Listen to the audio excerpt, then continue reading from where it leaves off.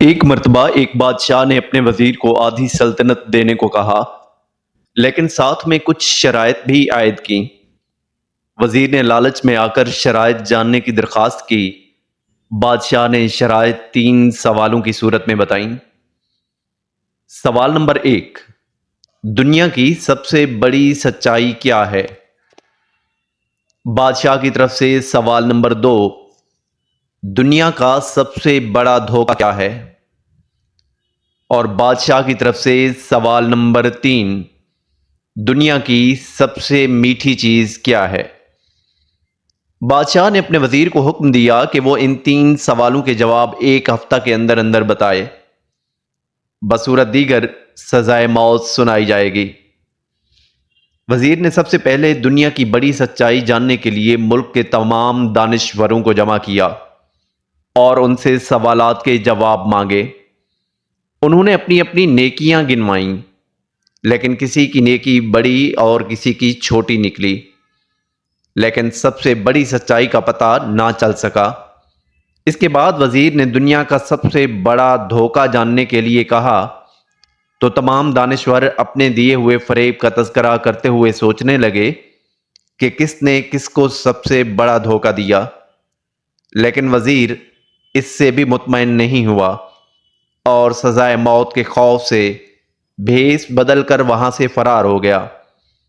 چلتے چلتے رات ہو گئی۔ اسی دوران اس کو ایک کسان نظر آیا جو کھرپی سے زمین کھود رہا تھا۔ کسان نے وزیر کو پہچان لیا۔ وزیر نے اس کو اپنی مشکل بتائی، جس سے سن کر کسان نے اس کے سوالوں کے جواب کچھ یوں دیے۔ دنیا کی سب سے بڑی سچائی موت ہے۔ کسان نے کہا کہ دنیا کی سب سے بڑی سچائی موت ہے اور دنیا کا سب سے بڑا دھوکہ زندگی ہے۔ تیسرے سوال کا جواب بتانے سے پہلے کسان نے کہا کہ میں اگر تمہارے سارے سوالوں کے جواب بتا دوں تو مجھے کیا ملے گا؟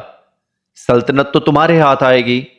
یہ سن کر وزیر نے اسے 20 گھوڑوں کی پیشکش کی اور اسے ہی استبل کا نگران بنانے کی بھی پیشکش کی۔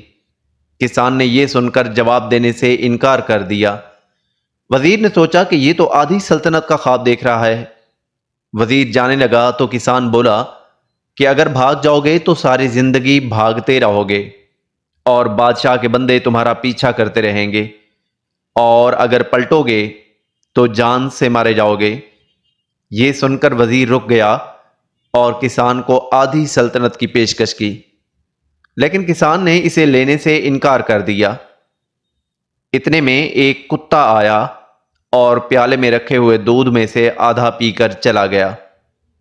کسان نے وزیر سے کہا کہ مجھے آدھی سلطنت نہیں چاہیے، بس تم اس بچے ہوئے دودھ کو پی لو تو میں تمہارے تیسرے سوال کا جواب بتا دوں گا۔ یہ سن کر وزیر غصے سے تلملا گیا، مگر اپنی موت اور جاسوسوں کے ڈر سے اس نے دودھ پی لیا۔ وزیر نے دودھ پی کر کسان کی طرف دیکھا اور اپنے سوال کا جواب مانگا تو کسان نے کہا کہ دنیا کی سب سے میٹھی چیز انسان کی غرض ہے، جس کے لیے وہ دنیا کا ذلیل سے ذلیل کام بلکہ ذلیل ترین کام بھی کر جاتا ہے۔